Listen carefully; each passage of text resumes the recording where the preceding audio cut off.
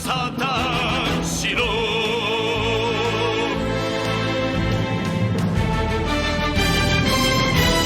Hello, everybody, and welcome to episode 206 of the Saturn Studs podcast. I'm Kurt, joined once again this week by my now famous co-hosts, Peter and Jake.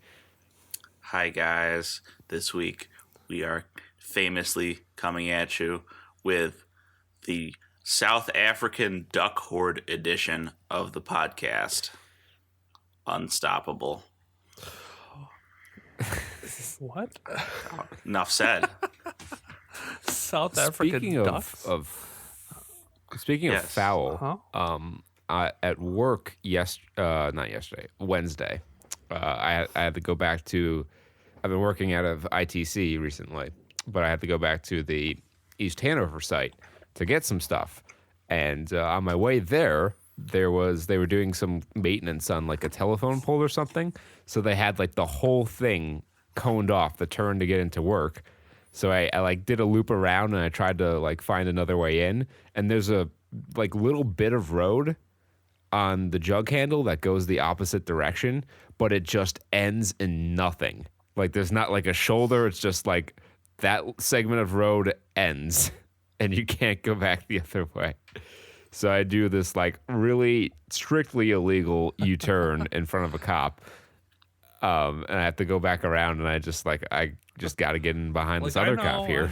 And if he pulls me over, I got to explain him. Yeah. But what this tells me is that jug handles are just natural features of New Jersey that they build the roads around.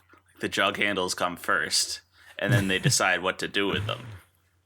That wouldn't shock me. I've seen some intersections in this state that would make you cry. And then as I'm driving down the Farinella Drive to get to the work, I pass the front of the building and I see what I think is a turkey, like looking at the fucking thing trying to get in. And so I park and I'm walking and I'm like, sure enough, this is a fucking wild turkey. And I'm like, what the hell am I supposed to do? Turkeys are naturally pretty aggressive. How do I fight a turkey? What's my move here?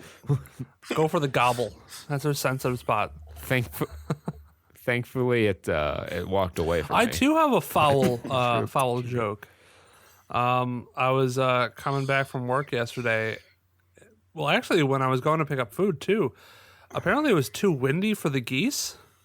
So they were just like sitting in the middle of like on this median between the two lanes of this like just road. And the freaking goose was just sitting in the road. I'm like, we're gonna hit you, dude. And there were like 20 of them, but that's besides the point. Be more geese just don't give a Yeah, fuck. dude, they're like taking a break, taking a snooze. Of course, we're coming at you live, as always, from the red carpet because we're famous. I like that. Yes, we did. Yeah. So the joke about us being famous is we did an interview for a school newspaper. Made me feel good about myself. Catch us on the next red carpet when Hollywood opens again. When the world opens. So we did do an interview for the what was it, Argo Life? Yes. Is the podcast. It's for some West UWF. Florida University. Yeah, West Florida University school newspaper. The gentleman who hosts Central Florida Film Reviews. We'll give them another plug here. They're a movie review podcast. Just did their second episode on my favorite movie of all time, The Empire Strikes Back. You can also catch a brief plug for our show at the very beginning of the episode. Mm-hmm. He invited us on to do an interview for his school's newspaper's podcast, and it went pretty well, I'd say. I think it was a good interview, some insight into our background for those of you who might be new, and we'll plug that more appropriately when we know what's up. Yeah. They run on SoundCloud and Red Circle. But we while we were on the red carpet, I was attacked by a gelatinous cube. Yeah. I was glad that gelatinous cube came up in this movie. I was wondering how much. when he kept making jokes about gelatinous cube, I'm like, oh my god, the green cube from For the this King. this was like any D&D nerd movie right here because there's a lot of references to it. When I was watching this, I'm like, Jake is going to fucking cream his jeans. Dude, I had to this. change jeans like 10 times. Yeah, we watched Onward, which is really a sad movie. Most of the movie was really sad. What is with Pixar these days and trying to make people cry? Like Coco and now this? Like, it's too much, Pixar. It's too much. It was rough. We'll talk about it more, but I think we all really enjoyed it. I love this movie. I thought, Pixar does it again. This movie will win an Academy Award for Best Animated Picture. I mean, some of the animation was freaking on point. And I loved a lot of the payoffs and jokes there. It all worked for me. Yeah. And we will I thought it was detail. all right. I may have a little different opinion, but we'll cross that bridge when I see the trolls. Cross that drawbridge. Yeah. Peter is just a grumpy Gus. He was like, Gus. mythical creatures shouldn't be acting like this. That's not how spells work. No, I have. Everyone knows the Phoenix Gem doesn't bring people back to life. It's Phoenix Down, obviously.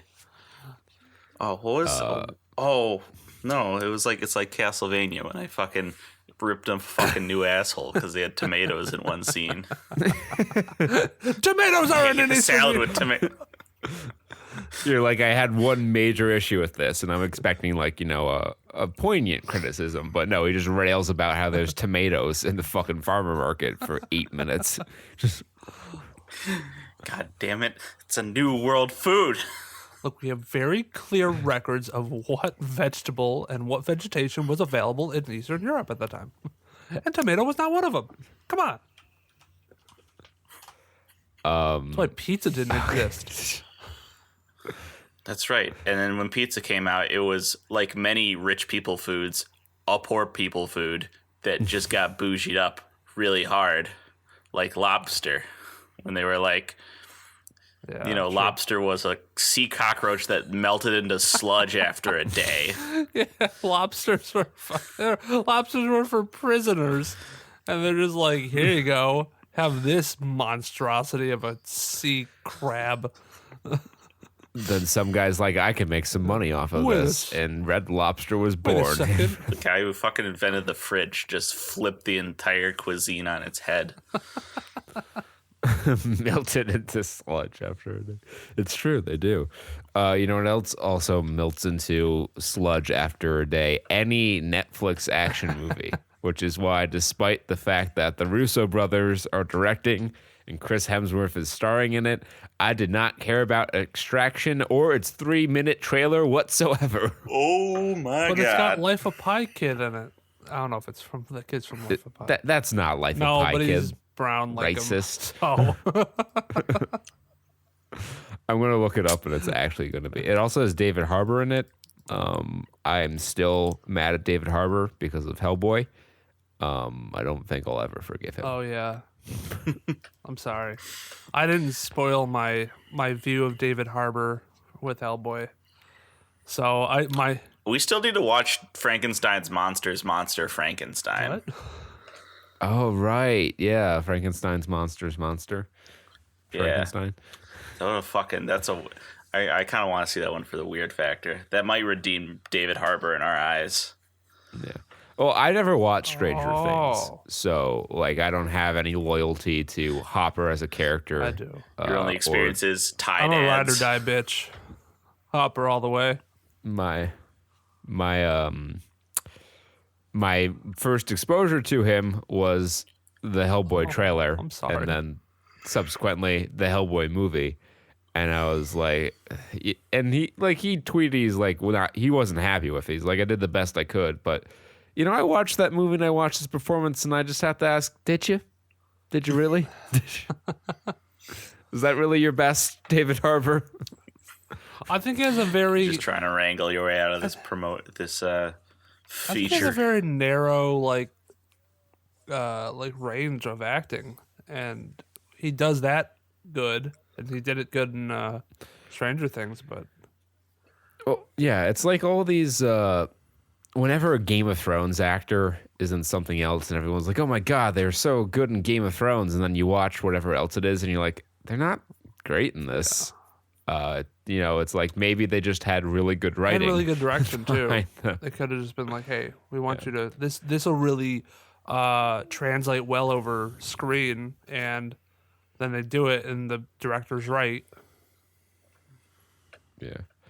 It's like Arnold Schwarzenegger. You watch Kindergarten Cop, and no one's going to accuse Arnold Schwarzenegger of being a good actor. But if you watch Terminator 2 Judgment Day, you're going to be like, hot damn, this guy is fucking I great. disagree. Because in that role, he could be as robotic as he wanted to be, because that was the I think character. Kindergarten Cop was one of his highlight roles, more so than Terminator. Well, how do you feel about Jingle All the Way? His number 2 role. And that it was number 2. And that when he went Turbo Man, I mean, he really made me feel like he turned into Turbo Man. He did fight the Big Show in Yeah. that movie. I mean, when he had the Terminator makeup on, I'm like, oh, that's just CG and practical visual effects, and like it was like kind of cheesy, and it's like, I'll be back. I'm like, not so what? Just say things normally, dude. But when he's like Turbo Man and he's trying to fight reindeer and Sinbad, it's really compelling, and he puts on a very good performance. Lots of screaming couldn't and hold it. yelling. You couldn't fucking. That was a goddamn jug of When I- sarcasm, like fucking from when I- Mulan, where he's like got it on his back. When I remembered how he fought Sinbad, the crazed mailman, I was like, oh yeah, that movie didn't know what it wanted to be. Then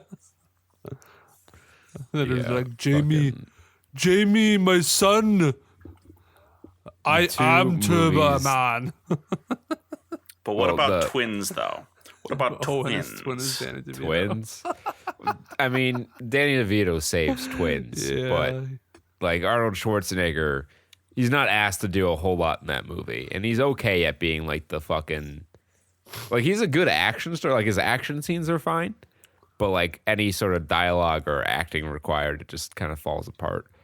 What about Demolition Man? Which is weirdly that's Stallone, isn't It it? was not. Just there's some- But I see you with the test. weirdly,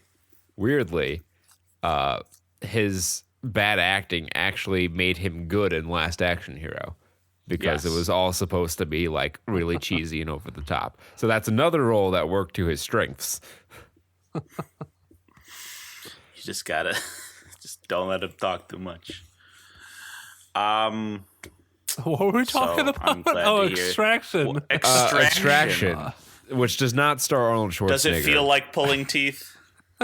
Yeah, I mean, so here's the plot. Stop me if you've heard any of this before. Chris Stop. Hemsworth. Chris Hemsworth is a black market mercenary with nothing to thought you said lose. Chris Hemsworth was a black man. Gone full Nothing to Tropic lose. Thunder. Is hired to rescue the kidnapped son of an imprisoned international crime lord, but in the murky underworld of weapons dealers and drug traffickers, an already deadly mission approaches the impossible. And there's topical because they talk about the cities being locked down. I don't think it's because of coronavirus, but who knows? I'll shoehorn it in. While you were reading off that description, I was reminded of a episode of Strong Bad Emails about independent movies or indie movies, where you can replace all the important nouns in indie rom-coms with generic action movie beats, and the descriptions are like exactly the same. In the dead of a small Indiana town, two lovers find that the journey is the easiest part of the trip or whatever. And then it's like, in the dead of space, 2 surviving captains find that the aliens are the easiest part of the hyper voyage. It's like Except he did it better than I did. So I'll share the clip with you guys after. And this triggered that response where I'm just like, all right, take out this, take out Underground Mafia. We'll just replace them all with indie rom-com terminology. yeah. The movie switches around from fucking Mexico to India to Bangladesh, and in order to capture all these places, they just slap the sepia filter on there and call it a day. Oh, is this like Breaking Bad, Orange Mexico? It's not quite that bad, but it's definitely, everything's got a nice amber hue to it. Because sand. Sand, it's everywhere. Get used to it. Are they trying to, like, that's a weird one. I don't know why they decided to make this a globe-trotting thriller, like, you know, action adventure. Like, India and Bangladesh, I can understand because they're kind of close to each other, but Mexico? Unless I misunderstood what happened in this trailer, that's like on the other side of the world. Only downward-facing triangular countries, please. I don't know what Bangladesh looks like. There was a point where Chris Hemsworth was it's definitely sitting not a under the triangle. water, which I've definitely done before. I'm going back and rewatching the trailer. He's just sitting under the water thinking about life. And I'm like, yeah, I've been there before. It's downward facing. Okay. It's Fair I wouldn't call it quite triangular, but it's got a peninsula on it. So what is Chris Hemsworth's character like in this trailer? I'm not a hero. I'm not brave. I'm in it for my money. But then he has a heart of gold because when he can get extracted, but he'd have to leave the kid behind. He doesn't do it. He doesn't. Oh, I thought he doesn't do the extraction. No, he doesn't get extracted. He stays with the kid to help save the kid. Yeah, I don't know if they go to. I don't know if they're ever in Mexico. All right, maybe I created that in my head. Most of the trailer starts off. Maybe they like contact him when he's like in Mexico or something, or like on vacation. They're like, "We need to pull you out of retirement." I could see them going that route. Be like, "You're the only man for this job." You know. Okay, so you this know sounds India better than anything. To me, this sounds to me White like man. they have to cross over the border to like a safe region to get there to meet with the base or whatever. That sounds like if it's just two countries that share a border. It's just two countries. That sounds like Better name than one of Extraction. those, which Just is two countries. which coincidentally is almost the plot of Triple Point or not Triple Point. What Triple Frontier. Yeah. Well, the plot of that was they robbed the drug lord and but they had to go across the a mountain border. range. Technically, Yeah. they're robbing I a don't know. crime lord of his son or something, or robbing. Well, they're returning the son. Son's been They're kidnapped. robbing Robbing themselves of somebody their of own a money when they prisoner. fucking drop it out of a helicopter. This is closer to Taken than it is to Triple Frontier. Except we're on the side of the people taking people, or no? Well, Hopefully. I don't know. No, they take the people. No, because they took him first. The good guy takes the person back. Chris Hemsworth, if this were a Broadway play, they'd lean in close and be like, tonight the role of Liam Neeson will be played by Chris Hemsworth. Oh, there's no other trailer. So what you're saying is that they took what you might call as a trip, and And their favorite who else rocket took a ship, trip. Little Einsteins. I am, of course, segueing into the most anticipated film of the decade. Of all time, really. Like, fucking Endgame got nothing on this. I'm talking, of course, about IFC's BBC film C that you want to see, The Trip to Greece, starring Steve Coogan and Rob Brydon. This, of course, for anyone in the know about cinema, is the 4th installment of the Trip series, in which Steve Coogan and Rob Brydon play fictionalized versions of Steve Coogan and Rob Brydon and go on a They're trip. not the same person? What the hell? They really seem like they could be mistaken for the same person. They travel around. Strong genes in the British, British Isles. I believe Steve Coogan is some variety of radio DJ in real life. I'm not sure. I only catch these movies in passing when I turn and I'm like lazing out on the couch on a holiday and my mom has it on the TV. She loves these. I'm doing this for you, Ma. She's still alive. She's still very much alive. Yeah, they go around. Healthier than I am. They go around the destination, have food, have dry, witty conversations, do reasonable impressions of famous actors, and have at least in the ones I've seen some modicum of interpersonal drama and introspection mixed in there. It is the Transformers series, apparently, of fucking dry BBC, like, not indie movies. I would not call this an indie movie. IFC is the independent film channel. So. Oh, then I guess I would. It is. All right. Well, this is a fuck. It is an indie. It's the definition of an indie. But on the same token, it's the 4th in a series. I got it. This is supposed to be this is like it's like a bigger. I indie. understand what you're saying. There's a lot of food shots I saw. Yes, because that's basically there are like there are 3 types of scenes.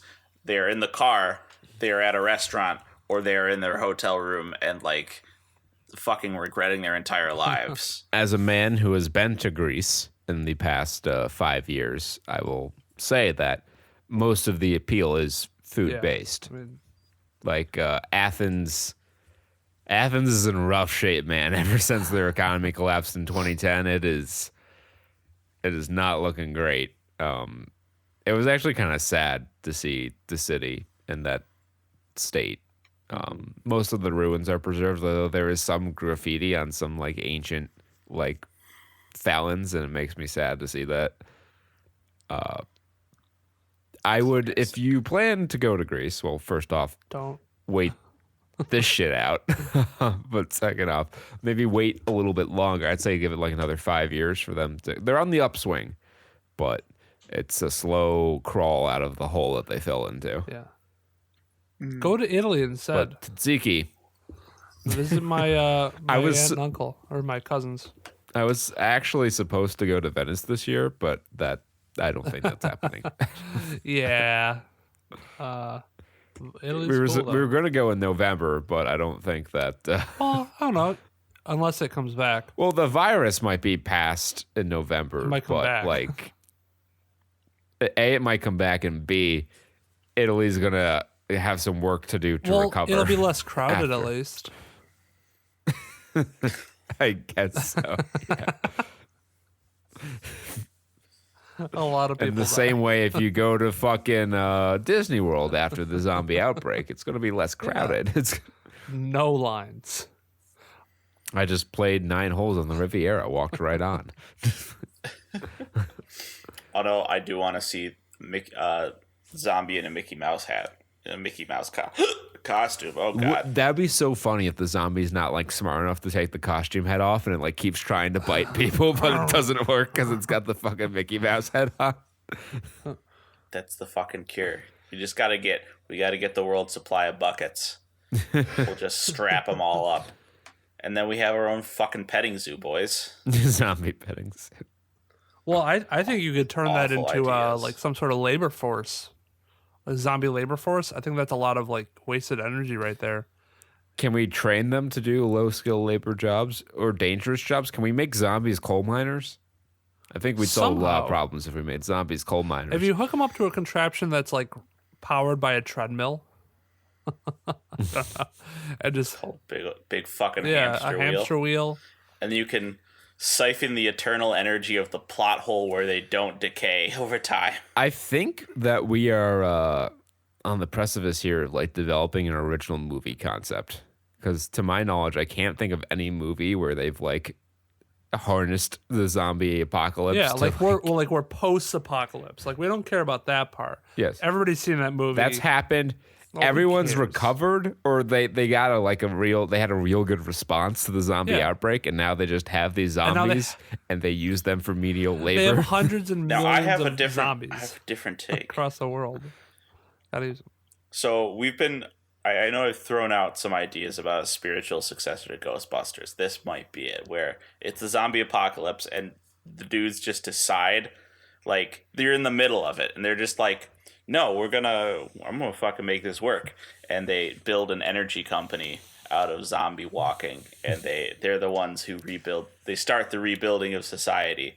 And you do it as the modern version of a Ghostbusters plot has to be a tech startup, because that's the entrepreneurial story of our time. And that's tough, because like, how do you segue tech startup stuff into metaphysical things? And the obvious answer would be, again, ghosts. You'd have, but like, it's already done. I don't know. I feel like we have something there if you're a zombie walking power company thing. I think The company will be called ZE. Zombie develop. Yes, ZE. Oh my God, that's a great title. ZE. Zombie Energy. We can get GE to sponsor it. Sponsored by GE. Hollywood, call us. We got a good one here. GE was failing, and Better living through the undead. Original idea, please don't steal. trademark, copyright, whatever. It's ours. We'll sue you. We'll do it verbally, like when Steve Carell is like, "I declare bankruptcy." Yeah, Or, yeah. I declare copyright. Speaking of Steve Carell, I saw a movie on Hulu that I think you two should definitely watch, and I think everyone listening should watch as well. It's called Too Funny to Fail. It's a documentary about the Dana Carvey show and how this show had so many generational comedy talents on it, yet still failed spectacularly. You had Steve Carell, you had Steve Colbert, you had Louis C.K., you had Robert Smigel, you had, of course, Dana Carvey. I thought, I'll check that out. That sounds. I love Dana Carvey. There's a bit in there, I won't spoil it, but it's not even like a joke. It's just like an unfortunate circumstance of, it's like situational comedy that's completely unintended, and that's why it's so funny. But when it played, I laughed so hard I was fucking wheezing. And they show Colbert too reacting to the clip, and he's laughing just as hard as I was. I will definitely check that on your recommendation. That might be more important than all of these trailers combined today. Yeah, give Too Funny to Fail a watch. Also, if you're interested, afterwards you can watch the entirety of the Dana Carvey show, also available on Hulu. All 7 episodes of it, or they may have put the 8th on there too. Oh, that reminds me of Greg the Bunny. Oh God. So this, or what was it? Bunny Thunderstruck? What? Remember Bunny Thunderstruck?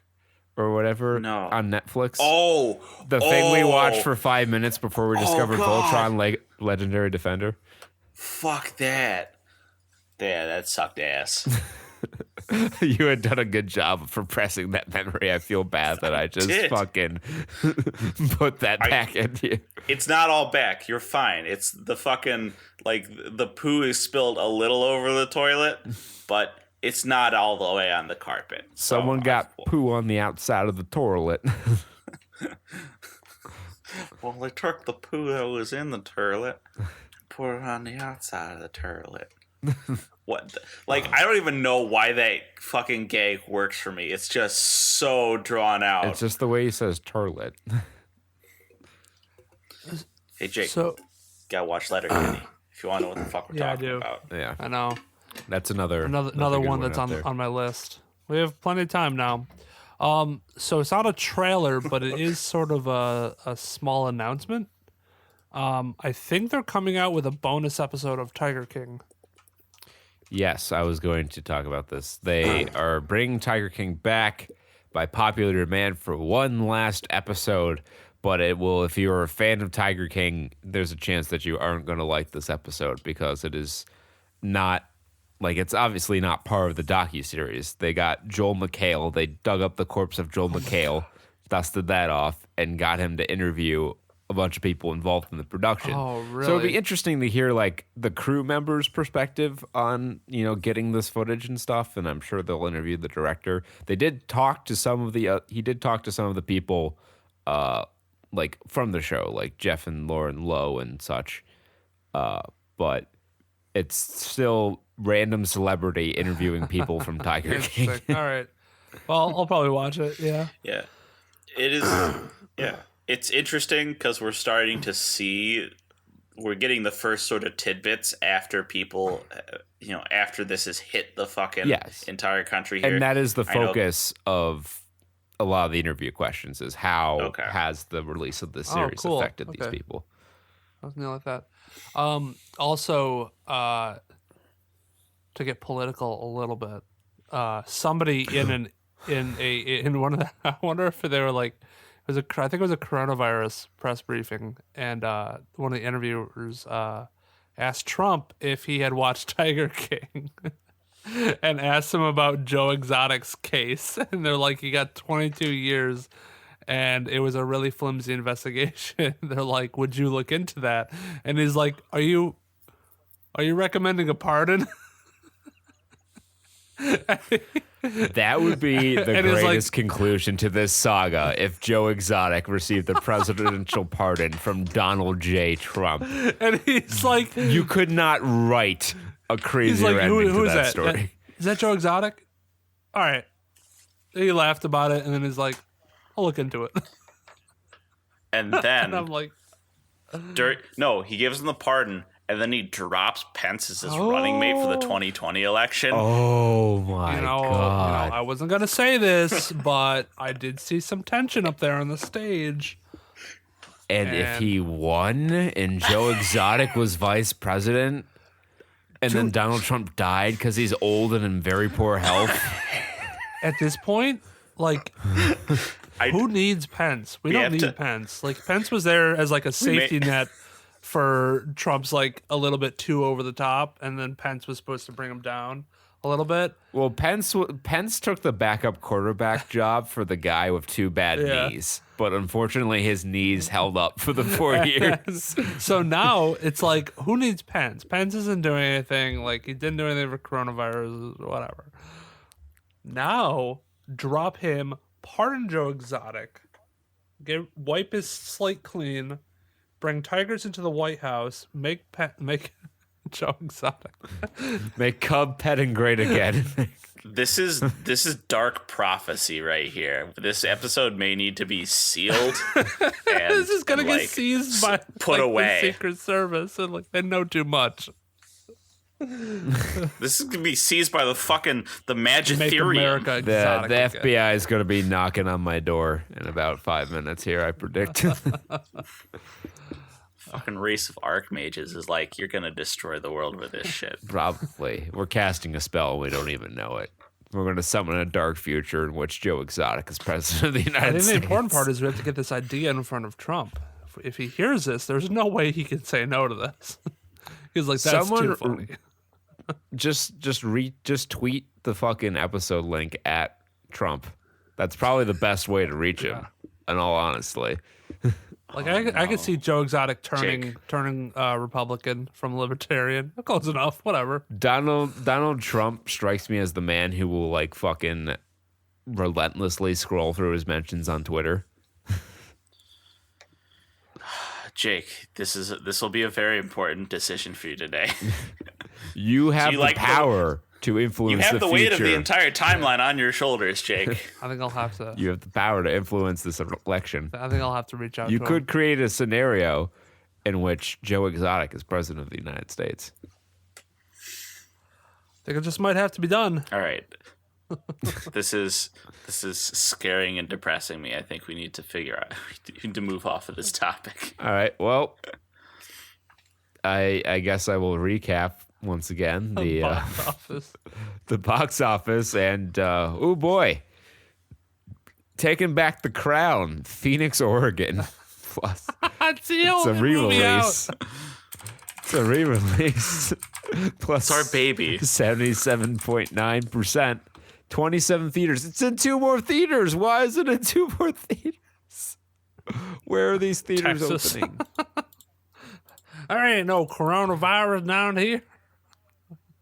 We got God and oil on our side. I've got the power of God and oil on my side. Oh, So why does it's March 19th. I was like, why does it have the dailies? And it's the last day was fucking March 19th. if coronavirus comes up to me, I'll say, go on, get. You're not welcome. Go and Go on, get get. You leave me and my sweet tea alone. The Texorcist. Have you ever seen that cartoon? Exorcist. No. It's just a guy with like a big belt buckle, plaid shirt, jeans, and the 10-gallon hat, like in front of a possessed person. He's one hand's holding the belt, the other hand's pointing out. And he's like, "Go on, get." Did they adapt that into an entire movie, or it was just like a comic? Because that's an image that is the entire joke. Yeah, it was like a political cartoon sort of deal. I'll try to find it. That's fine, because I could see a very stupid movie studio trying to adapt that into like a 90-minute movie, like a bare minimum running length movie. However, It is a game. there is a game, The Texorcist, the story of Ray Bibba, available for $14.99 on Steam. Exorcist. Oh yeah, Texorcist. Did I spell it? Oh, okay, I found it. The Texorcist. I mean, that looks not bad. Copy. Like a cool bullet hell kind of game. All right, I have found it. Go on, get. Oh, the belt buckle's in the shape of Texas. That makes it so There are much better. so many. You'd be surprised at how many things in Texas are shaped like the state of Texas. I have a sister who lives in Texas. I'm well aware. I have a cutting of board in their, the shape of Texas. Is it functional?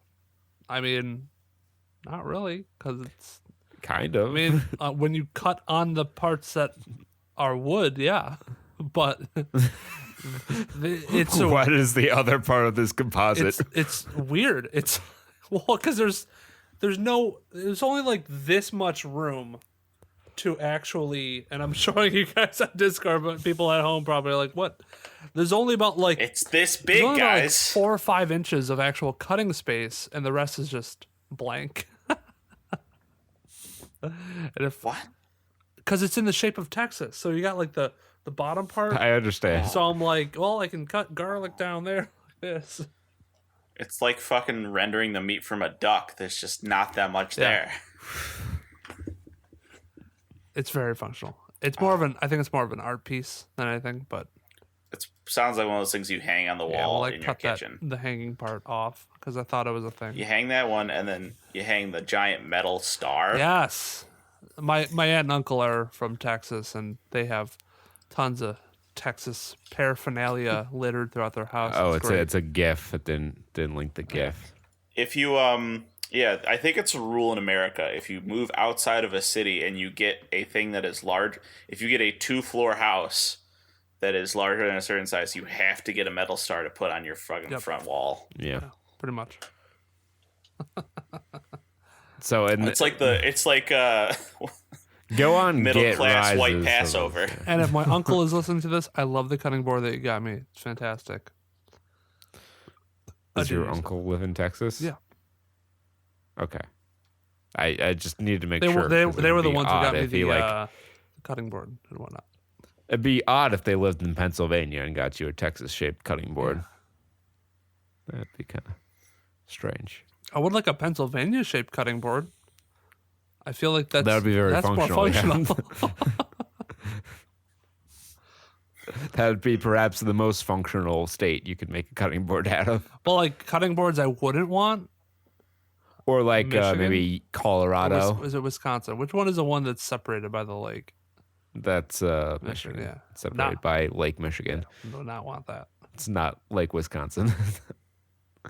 I think Colorado would be a good one. Yeah. Wyoming, also a good one. Arizona would be decent. Any of the Four Corner states would work pretty California just might be a little bit too big, but Just it's so vertical. It's so narrow. better though. than Florida. you want California as like a zipper tab. Yeah, that would be the ideal function for the state. And Florida actually is quite functional as a toilet handle. Well, Florida is also functional as like a dildo.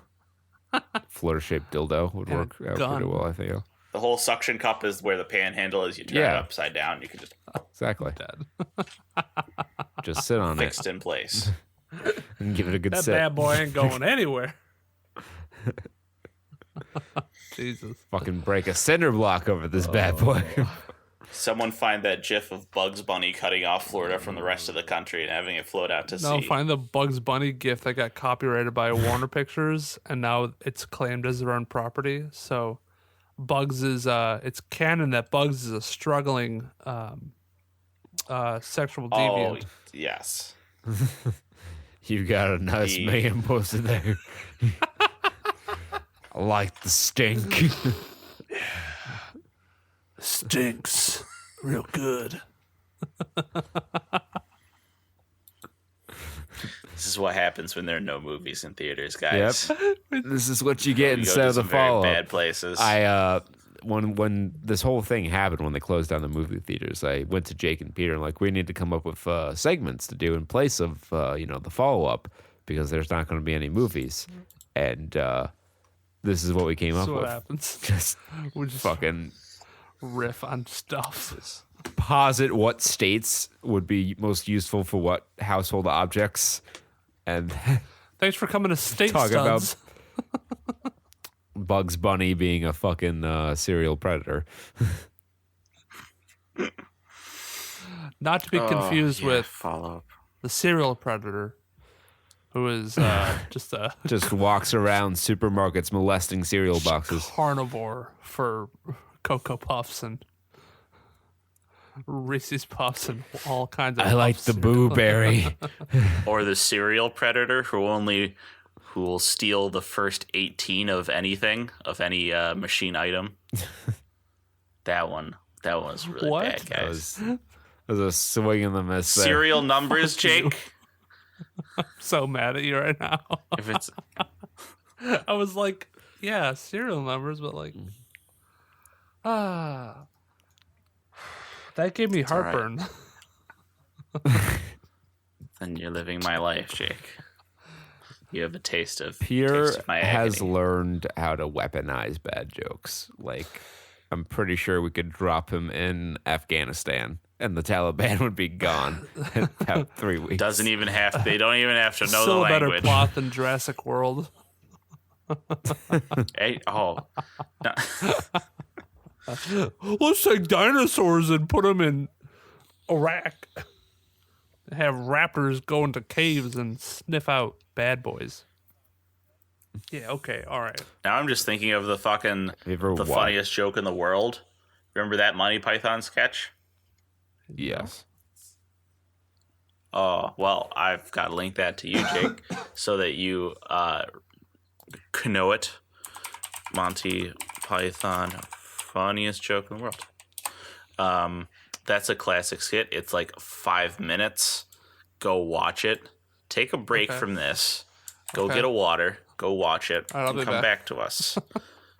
Oh, not you, the audience. We're stuck here.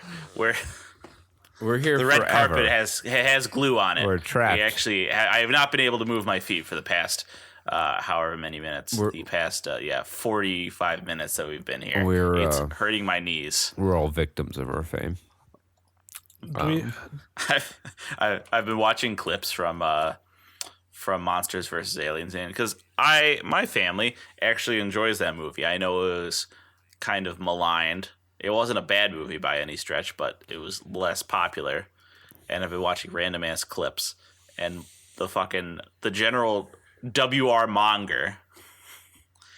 Yeah. At one point, yeah, warmonger, gotcha.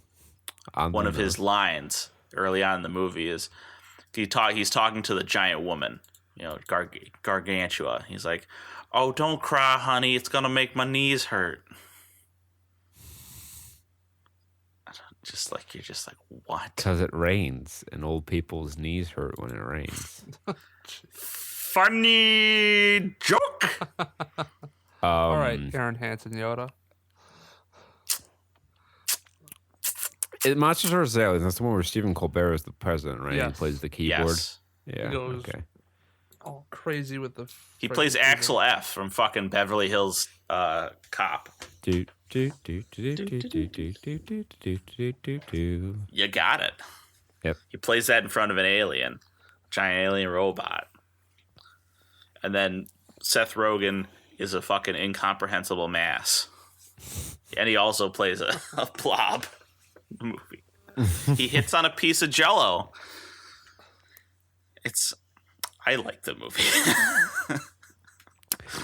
I don't know how I feel about the new Dual-Sense controller for the PlayStation 5 that was revealed this past week. Yeah, it looks. I don't know. Complicated. It looks functionally the same as a PlayStation 4 controller, a little more rounded, perhaps. It honestly looks like a fan art thing, like a fan concept art of what it would look like. Well, there is already Rule 34 of it. What? No way. I did not stutter. I don't. Let me fucking find it, boys. Need to see DualSense I'm looking it up Rule right now. 34. Say search off.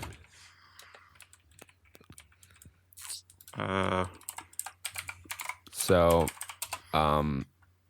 black and white design, recessed light bar that goes underneath the touchpad. It looks like. I don't know if I haven't seen like a full render, so I don't know if there's like a PS4 style light bar on the back. The design looks. No, there is not. So it's just recessed underneath there. It's still. That looks like it might be USB-C on there, which would be a nice touch, but there's a chance that's still micro B. But yeah, like functionally, it looks the same as the. Okay, that's enough humanity for one day. Functionally, it looks the same as the PS4, just a little more rounded. It's kind of like if you took the Xbox One controller and the DualShock 4 and like put them in a blender, this would pop out. I'm still a fan of the DualShock 4.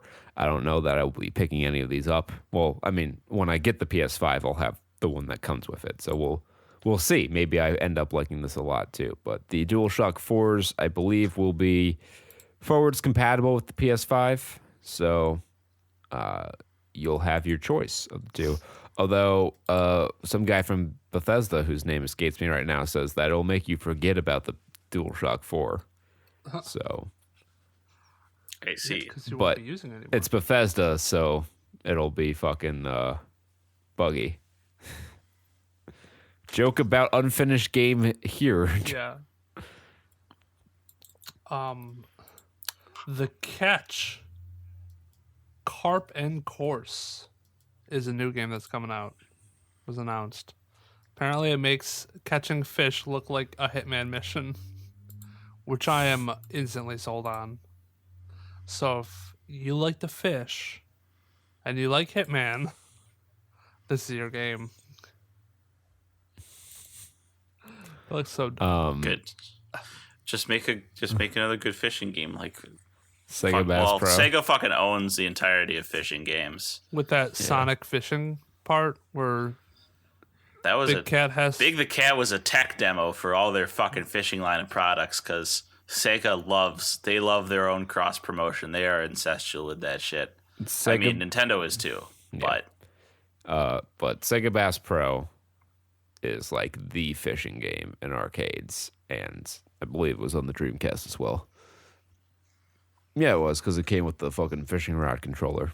Yep, it's a fucking hit. Sega is Sega. Yeah.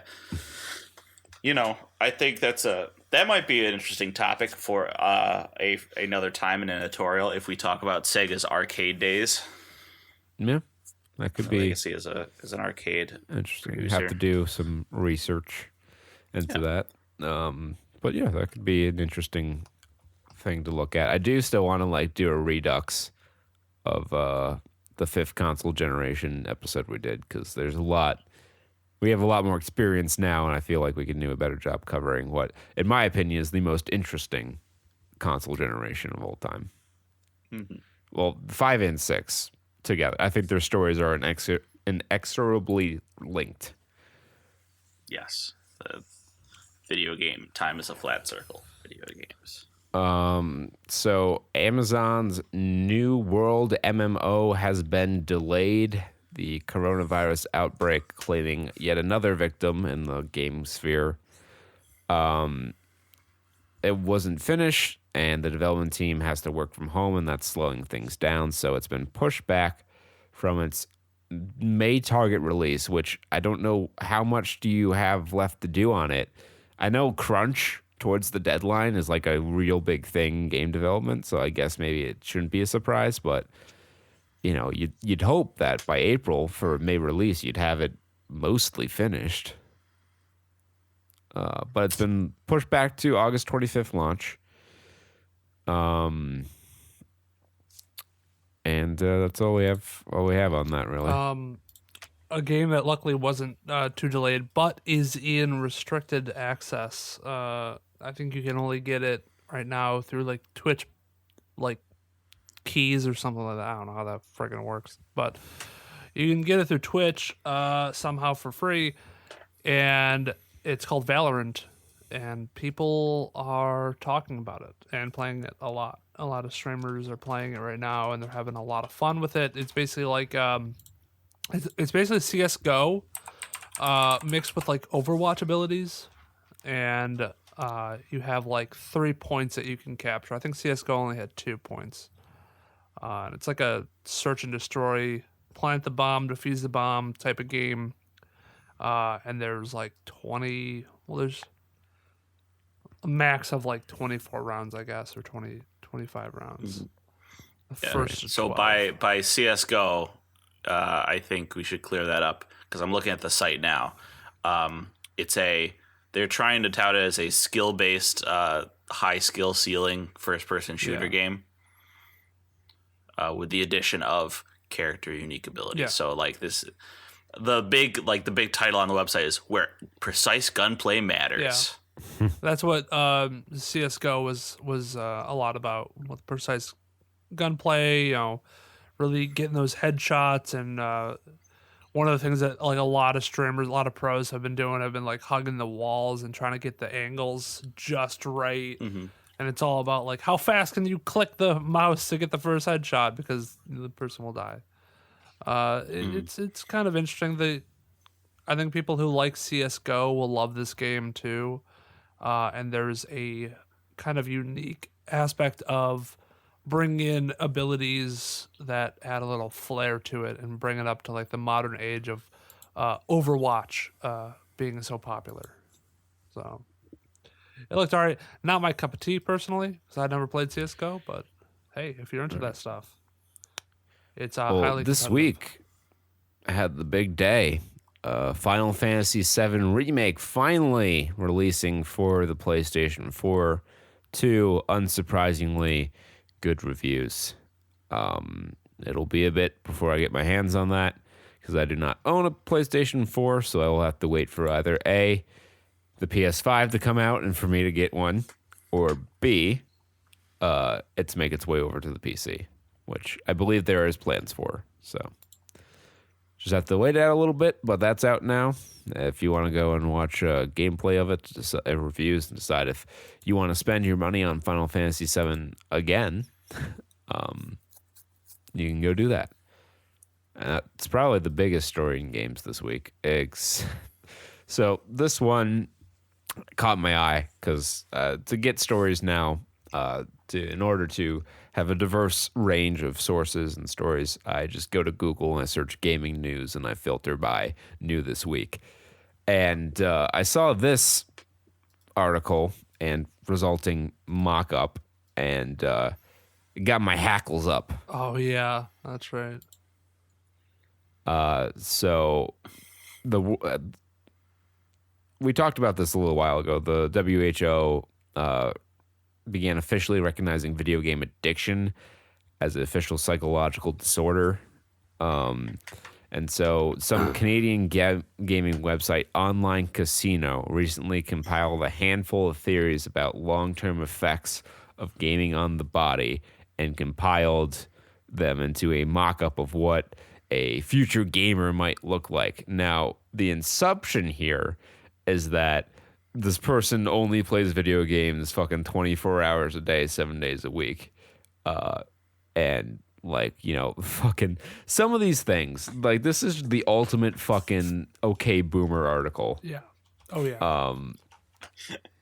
Like some of this shit is ridiculous. Like, let's see what we got here. Indent in skull from pressure and overuse of headphones. I'm pretty sure that's not how that works. Yep. Really putting a lot of pressure on my skull. I think what highlights this, keep this in mind as you listen to these, is that these are each accompanied by a CGI model of like the fucking Hunchback of Notre Dame in a fucking too small t-shirt and sweatpants. It says future gamer on it. Yeah. He looks like, yes, gamers look bad after a while. This is a different species of human right here. But like the indent in skull is like on the top of the head. That's just not how that works. And it looks like a fucking U shape. Like it looks like a bad like character from fucking Reboot. Yeah, it really bothered me because like if you even consider console players, I mean console players play with a controller. Sometimes they lay back on the couch. They want to get into a comfortable position where they're not hunched over. Like yeah, and we have nice chairs. I have an ergonomic office chair that's designed to, keep my body in proper posture.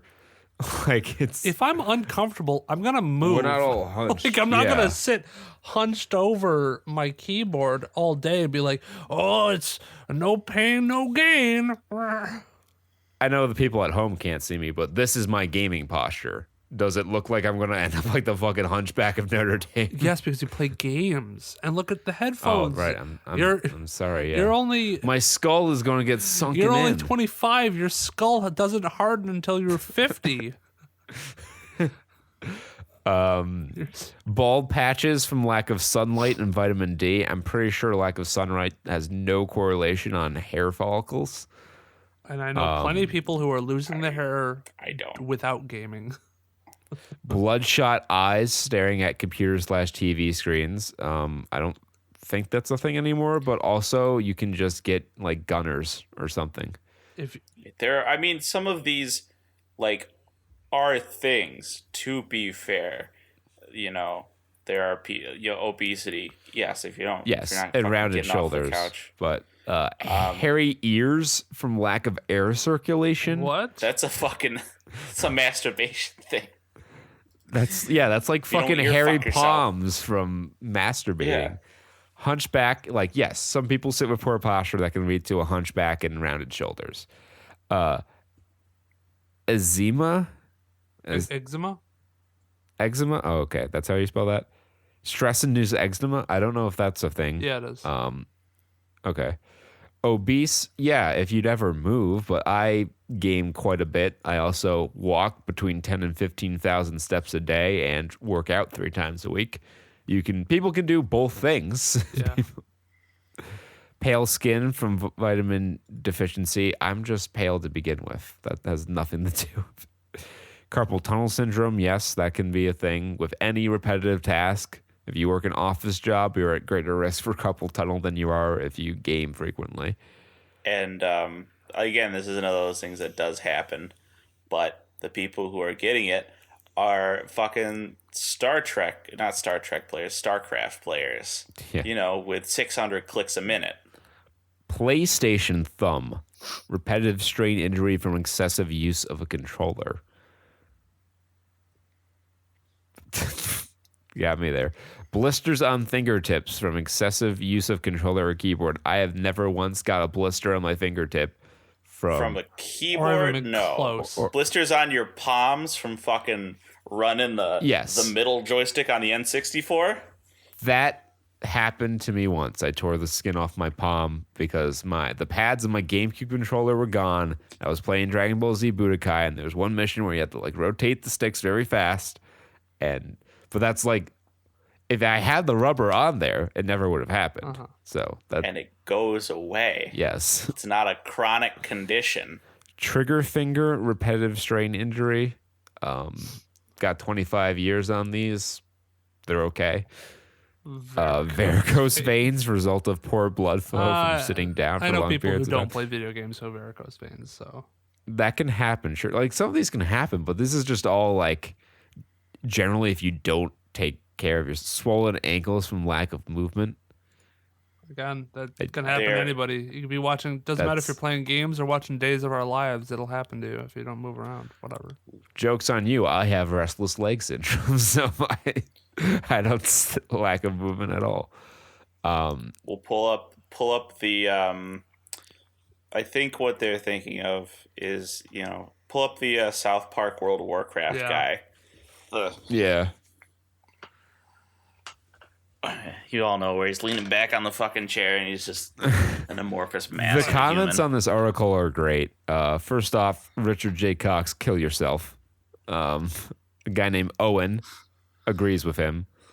Mike Latorius says, I should really switch to a healthier hobby like gambling. Lots of okay boomers. Yep. Oh no, I'm on here.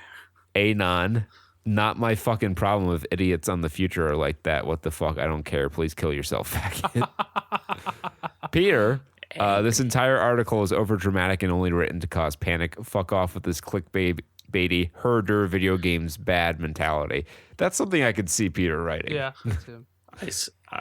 I implanted this idea into you guys subconsciously so you'd see this comment. I did a whole Inception thing. Mike Hawk, okay, fearmonger. Oh, Josh Taylor. Journos suffering technophobia and Luddism. Fat men are 10 times more handsome than toxic buffed men.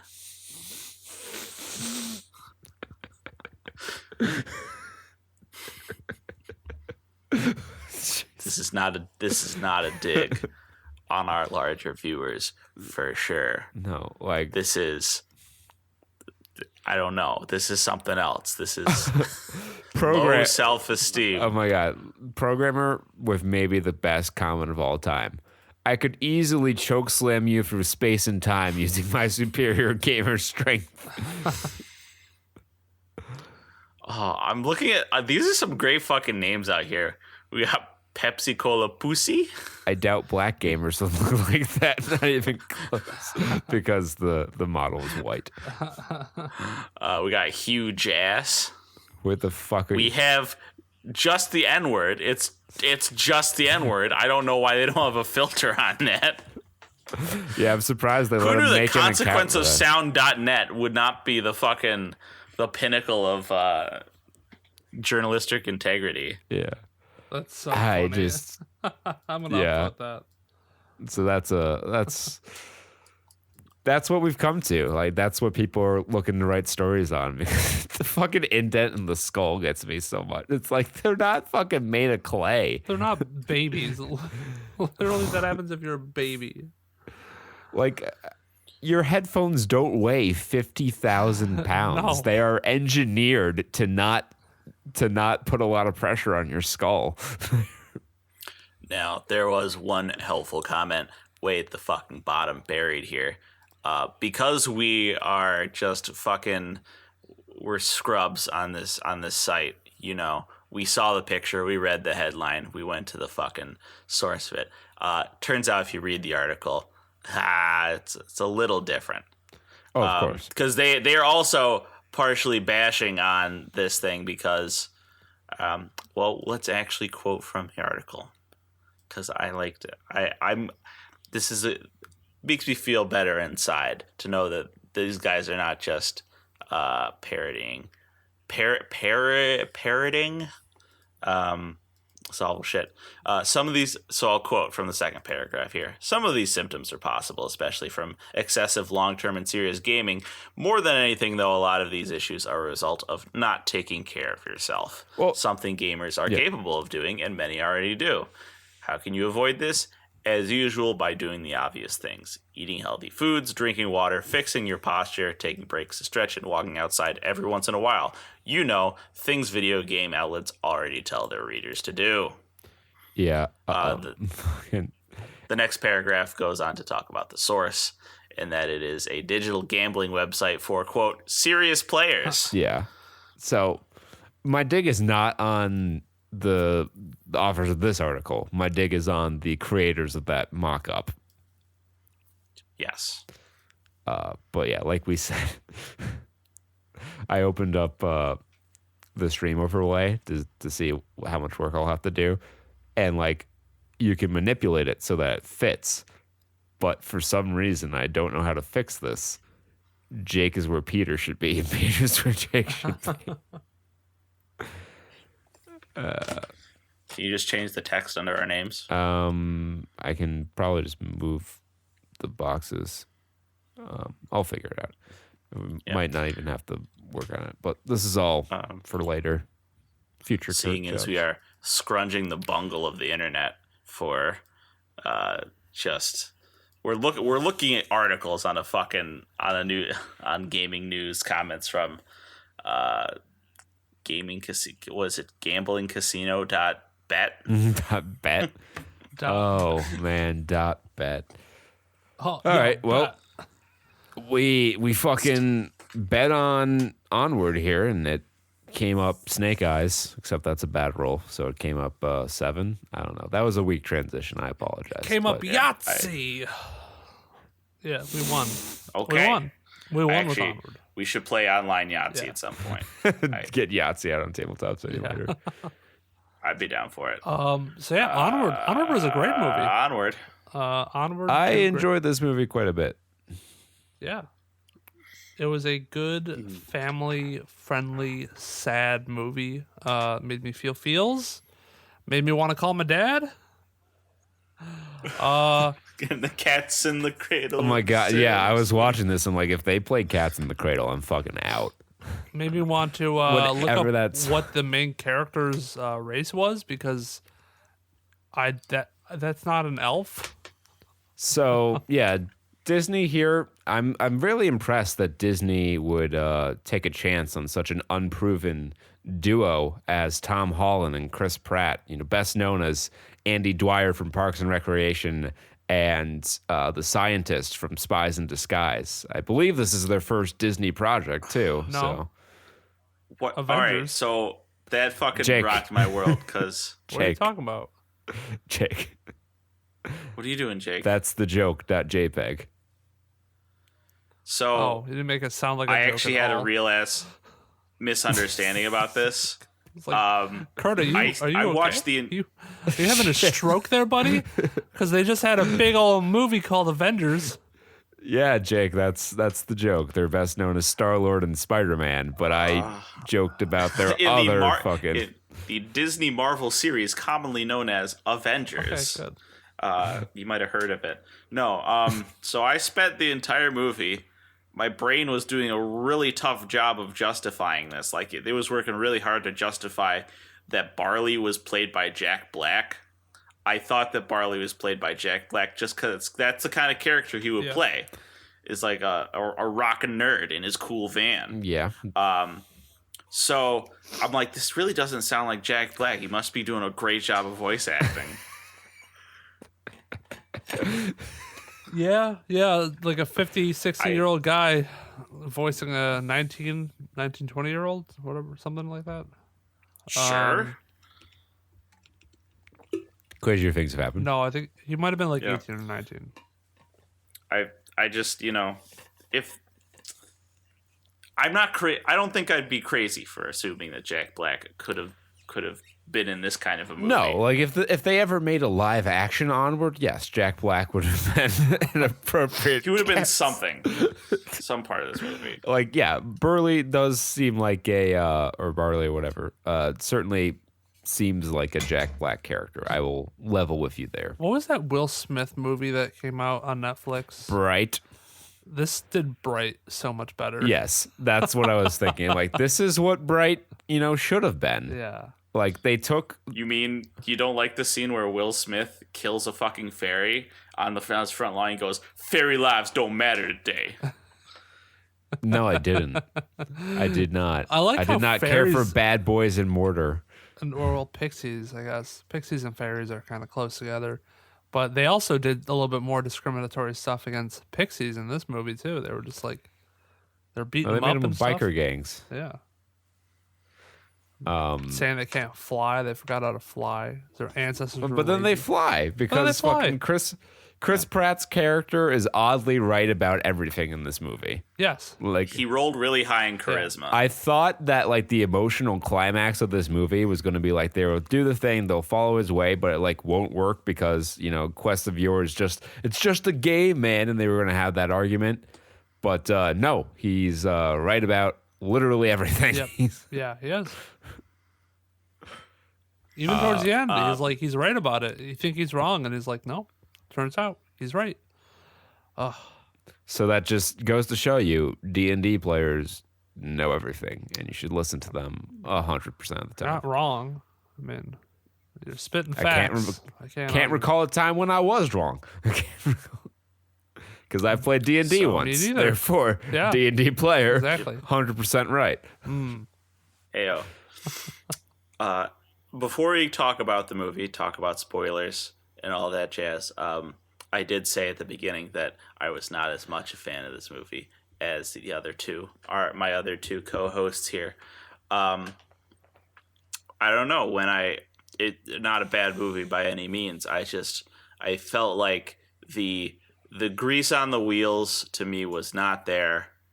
It just felt very, in some places, not very mechanical. It just felt a little mechanical, like take part A and put it into slot B, take plot element here, pay off at this point, and proceed to develop character. I mean, 10%. yes, it is. It follows the classic Pixar formula to the degree that all Pixar movies follow the classic Pixar formula. So you are not surprised if you've seen any Pixar movie about the general beats, like the details of like what dramatic moment and falling action vary from movie to movie. But yes, it does follow the Pixar general story arc. Except So it may just be that I haven't seen a Pixar movie in a long time. except that there's no real clear antagonistic force for most of it. Yeah. Yeah, I guess you had the dragon. At the end, stepdad was like, I guess, the antagonist, but he really isn't all that antagonistic. He comes up to stymie their progress at one point, but really it's an interesting movie because it's not driven by like a conflict so much as it is driven by a want. Right. But as long as the I get characters what are good enough and the want is strong enough, that can drive a movie's plot forward just as well as like a conflict. if anything, the antagonist of the movie seemed like it was time. It was the only thing that was Yeah, it's a consistently working against them was time. Man versus nature sort of thing, and man versus man too a little bit because Tom Holland's character had to overcome his own, doubts and hang-ups about, believing in magic and stuff. I liked the character development a lot in this movie. I think they did a really good job at sending this kid who is definitely in some pivotal years in his life through some stuff. Now, do elves age differently? Yes. Should he have They been live thousands of years. a little right? baby? Yeah, probably. Well, hold on. I- We discussed this when we talked about the Mandalorian. Just because a what's their species' reach to maturity longevity doesn't mean that they take an additional long time to reach maturity. That was Peter's main gripe with the Baby Yoda being 50 years old, because you're like, what kind of species is fucking that incapable for that long? Tortoises live for 200 years, but they get to be an adult in like 5. I don't know. I don't know about elves. I'll look it up. I'll Google it. It's always on Google. Genealogy of elves here. When do But yeah, it's a nice movie. I think it limits the scope quite well, I think. You have this spectacular and fantastical world, but it's really a story about two brothers who want to see their dad again. And it's an emotional story, and I do think the characters develop quite nicely over the length of the movie. And even though Chris Pratt's character doesn't change too much in attitude, he does have an experience. He has some emotional experiences that kind of, provide his character some levity. So would I recommend it? Yeah, sure. Yes, this is a great family movie to watch with your kids on quarantine. It's free on Disney Plus, so even if you just want to watch Onward for $6.99, you can watch fucking Onward, which is an incredible deal. The movie itself looks beautiful, especially I have a 4K HDR television set, and the movie looked fucking amazing on my TV. And you sit down with your kids, have a good cry, have a good family cry, and chow the rap just the other day. All right, we'll talk about spoilers. So if you have not seen Onward and you wish to see Onward, you can pause this, hop on Disney Plus, watch Onward, come back for the rest of the review here. I just want to say this off the top, where my favorite part of the movie is when Tom Holland uses the arcane mystical art of the Jersey Slide. Oh yeah. Yeah. It's a pathway to off-ramp some would consider unnatural. It's not something most driver's ed teachers would tell you about. But that was my favorite part of the movie, where it's like, we're never going to make it, and he just like fucking merges over 4 lanes. I'm like, he did the Jersey Slide. Cars align to just make it perfect. It's great. Teach you, I'll teach you. If anything, this movie did a great job at teaching you how to drive. Yeah. Like I knew it was coming too. When he looked at his list and I saw what was on the list, I saw the emotional realization coming, where I'm like, yeah, he's having a walk with his dad. He's doing all this stuff with his dad. Like, he's getting to do everything he wants to do. And I noted that, and when he was checking the things off at the end, I'm like, aha, called it. I don't know why I feel so smug and superior when I call the outcomes of a fucking children's movie, but I do. Well, the whole point was not that he did it with his dad, but he did it with his brother, who was his father figure growing up. Yes, but still, he did technically do those things. But that's not why he was checking them off. What he did? He didn't fucking check off that I really wish they had checked off. Like, all right, so he said invite people to the party. Yeah. Right? Technically, he did. Now, he just back that way. Yeah, he did, and it just didn't have it. But then he was fixing all those things, and he was becoming better as a guy. But he never checked that off. I felt I feel it was a missed opportunity. I don't know how well this would have translated into other languages, but he should have taken all the people he met on the journey, and they would have at least played some part in the final battle against the Cursed Dragon, and he would have invited them into his party. Yeah. You get what I'm saying? I gotcha. Okay. Yeah. Well, he did. The Manticore and his mom joined his party against. I thought that's where this was going to. Like, they were going to collect people and make a party along the way. Like, I thought the Manticore was going to join them. Well, she did at the end. Well, yeah, but I mean, for most of the journey, I thought. Yeah. The Manticore was going to be with them, but it was like a setup for like a Blues Brothers-esque ending, not in like a comedic way, but in a everyone's just fucking piling into the end here. Yeah, they all sort of madcap come to the end. Yeah, that way you can still have the brother duo heart to heart along the way, where they laugh and they do all these things, and he realizes at the end that he was that father figure to him, but still have the importance of the characters along the way. Because the Pixies were kind of jerks, but like they didn't really matter too much to the plot. I kind of want to rewrite this ending more in line with the Blues Brothers. So here's just a quick little short treatment here, right? So there's the rubble that the dragon's causing and all that jazz.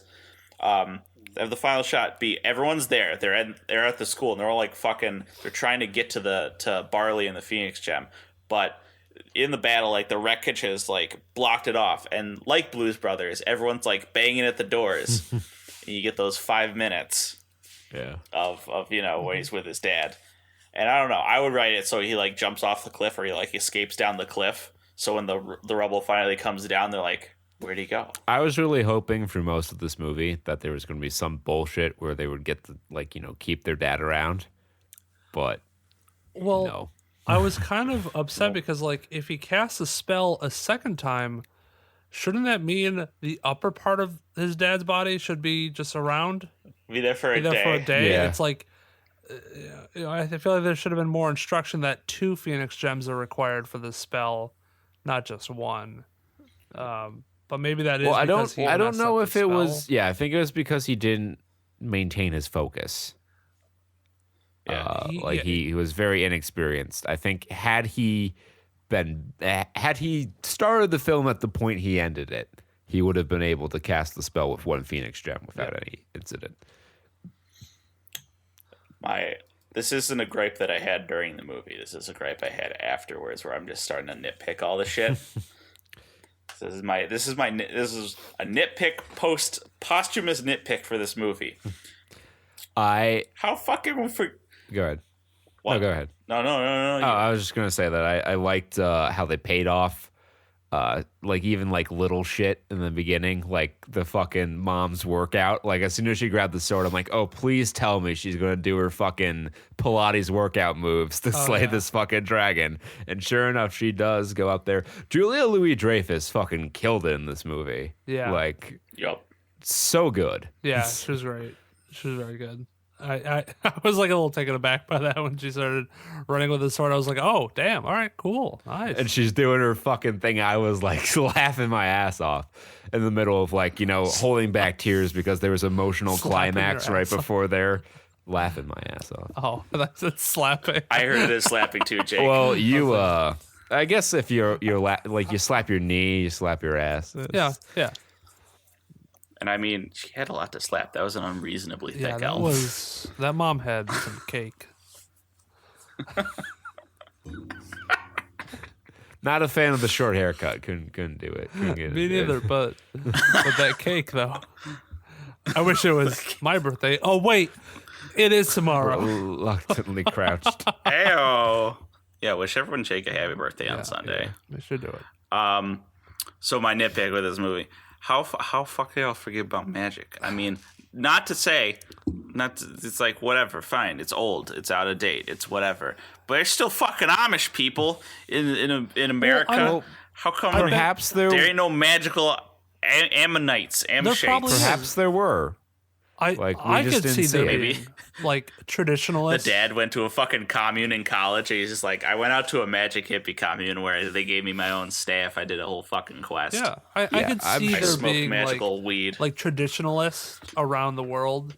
It's just in this part of the world, in this area, it was just technology is just more convenient, and easier for people. Like they said, it's not that. I think they did a good job of world building where it's it's not that people forgot how to do magic. It's just that people invented easier ways to accomplish the things that magic accomplished. Because instead of every household needs to have a wizard to survive, you can be like, here's a fucking light bulb, here's a fucking gas stove. Yeah. I thought it was much better world building than that other movie that kind of tried to do the same concept on Netflix. Bright. Bright. Instead of iRobot. Yeah. Max Landis. So we should talk about sort of the plot of this movie, I guess. Yeah, sure. Okay, so the two brothers lost their dad. So I guess the mother was pregnant with the younger brother Ian, while their dad was sick, and their dad ended up passing away, maybe around the time that Ian was born, or just before, or just after. Before he was able to form memories. Before he was able to meet him. Sick dad dies. So, I've never heard that in a movie sick before. dad dies. The older brother only has a few memories. He had 4 memories, in fact, just a couple of them, just of tapping his shoe, of what he looked like sometimes, and then the him dying. The really and not being sad able to- one at the end. Yeah, the really sad one that he opened up and did the heart to heart with his brother about how he never got to say goodbye because he didn't was look like his scared. dad. He was afraid. He was scared of looking at his dad hooked up to all those tubes, and that's a very that's a real image. I And feel like a lot of us Hashtag relatable. can relate to that, and you don't want to see somebody who you love and who you admire in that state, and it's a daunting moment. So a 2 or 3 year old put in that situation, I could totally understand, just like running and not wanting to be there. But that was good character development because he made that vow to himself that he was never going to be afraid, and he kind of does have that persona throughout the movie where he's the brave one and he's ready to do anything, unless it's the Manticore, where he's like groveling. I thought that was kind of odd. Well, but I think that was respect. I think he was hamming it up a little bit too. And he was, respect. I think he had put a lot of stuff. But it all should be said that they play like a spin on D&D. There's a game like D&D in the world, but it's based off of historical stuff in that world, which I think was a really, really cool construct in that movie. Where it allows for it's a bit of like almost like a MacGuffin. Well, I guess the Phoenix Gem is more of the MacGuffin, but it's kind of like a plot device that allows Chris Pratt to have all this arcane knowledge that he can just give to Tom Holland. Yeah. Like if it wasn't for this game, he wouldn't know all the spells, and he wouldn't be able to teach Ian, who's the more magically gifted one, to use magic and where to go and all this jazz. So, remind me, Jake, which discipline of magic is the one where you're just innately born with it? Is it sorcery? yes, Because there's warlocks, sorcerers, wizards. it could be a wizard or sorcerer. I thought wizards they had to be learned. Yeah, they do their teach shit. themselves. So it's maybe sorcery. They need midichlorians in order to do the magic feeder. That's right. Yeah, because the wizards are all about like writing down spells. I haven't really done too much with sorcery, but I know. I think sorcery is either like you're just born in a magical place. You got magic in your It blood. very well could be that. I think if you also fuck a dragon, if you're born like from a dragon, you get that naturally. Or if you contract with a patron. Yes, that's a warlock. But that's more of a warlock. That's a warlock. And then you learn Eldritch Blast. Eldritch that's Blast. all I know. Warlock is there's warlock who contracts with a patron of like more usually demon side. And then there's like things like paladins and druids who usually get their magic from a god or nature, some sort of like that. Paladins and clerics get it from like a religious god, and they get their powers granted through them. And then druids, any sort of like nature gods, will give to them. Oh yeah, it was cool like that. So Chris Pratt gives all this knowledge to Ian when he finds out that his brother is the more magically gifted one, and they end up.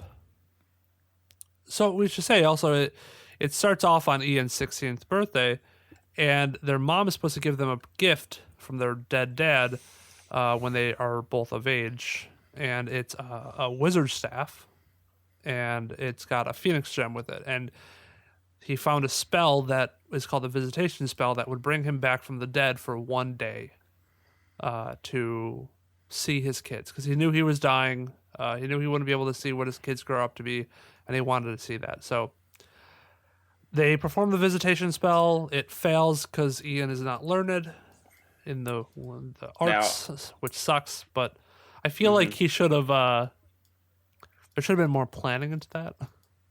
Maybe. Yeah, I also think. The dad should have also maybe put in a note that's like, if it's all right if it doesn't work. Like, I kind of want to see you guys. This sucks. I'm dead, but don't like absolutely kill yourselves over this one if it doesn't work. I know like none of you actually know how to do magic. I just sort of gambled on this one. Yeah. No pressure, guys. Yeah, that's kind of an odd one that he wouldn't consider that maybe they wouldn't be able to perform the spell. Like, that's a fucking dad with I get it. He's got a lot of faith in his kids. So this brings up an interesting point. I wonder how many people in this universe are like born with the gift of magic. And if Ian has it, I just feel like there should be more people who have it. And then I'm just like, I feel like people like that would be, tried to recognize, and then there's a special place for them because it seemed like Ian learned it relatively quickly. Well, yeah, but the thing is, Ian had the gift presumably his entire life, but there was no impetus for him to like cultivate it. They didn't really go into it too much in like the aftermath of like how society's been affected by the reintroduction of magic, but I think we can safely assume that there would be, more people discovering that they too have magical abilities and learning to use their magic. Onward to it turns into like Hogwarts. Also, like, it's pretty clearly established that in order to do any magic, literally every wizard needed their fucking staff. Yeah, that's true. You never see a wizard without their staff, and that it is presumably hard to come by. Yeah, it's interesting. But you could just break up a staff into multiple components and enlarge them. Seems like. I'm sure it was just one fucking magical tree that they just spliced like a goddamn apple orchard. We're just gonna keep growing this actually, one. in D&D, usually it's enchantments that work on stuff like that. There are some innately magical items, but I'm sure something got enchanted somehow. Yeah. So they go on the quest for the Phoenix Gem. They meet the Manticore, and basically it's just Tom Holland. Ian's reluctant to listen to Burley about anything, and then he always ends up being right. And they find the Phoenix Gem, but there's a curse, creates a rock dragon, and then the Manticore and their mom come to help stop the rock dragon, and they manage to stop it, but Ian doesn't get a chance to have any time with his dad, but Burley gets to finally say goodbye, and their dad says that very proud of the people they've become, and it's a touching moment. Yeah, it was actually very interesting at this point when you kind of look back and see that Burley, he cared that like the dad was back, but he wasn't as excited as Ian was. Ian was always like planning on what he wanted to do with his dad. He wanted to do all these different things with him. But, Burley was just like, I want to show him my car, the van that I built. He's like, which he sacrifices to thwart the police. And it's strangely emotional scene. The Bride of the Valkyrie playing, or at least that one. And then it turns out in the end that it kind of like gives us a little switcheroo where the person who mostly needs to talk to the dad is Burley, and Ian has always had that father figure his entire life. Which I kind of saw coming at the beginning. I'm like, there is a certain... Now, I don't know a lot of people who've lost their fathers. Let's preface this with that. But for the people I do know, it's not the same longing and desire to see them again as someone who has lost them during their conscious lifetime. There's an urge of there's an era of I want to find out who this person was. It's a mystery to me. Yeah. It's a piece of myself that I want to unlock. It's not someone I love died and I want to fucking say my last respects to them before they leave me forever. Yeah.